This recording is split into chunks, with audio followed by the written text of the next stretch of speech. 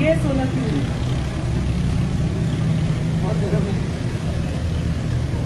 एक बार 16 रुपये दे देना। अच्छी रोटी है वैसे।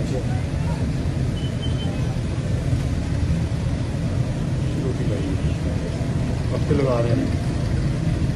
क्या हाल है बच्चों? आगे आओ। ये सादी रोटी है, नान का जो वजन है वो है। रोटी खरीदी है किसी ने अभी? हाँ, आज नहीं खरीदी रोटी क्या? अभी आ रहे हो खाने के लिए?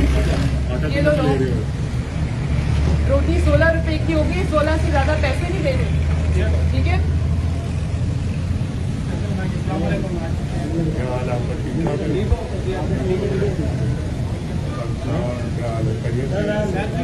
भाई 20 रुपए ना दोबारा दे देना।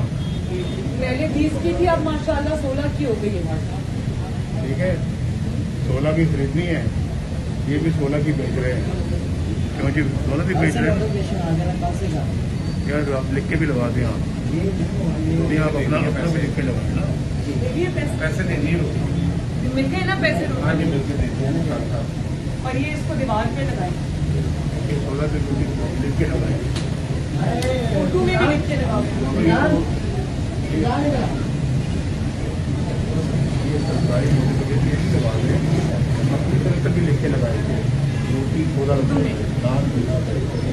ठीक है, ठीक है, ये भी तंदूर है कोई? ये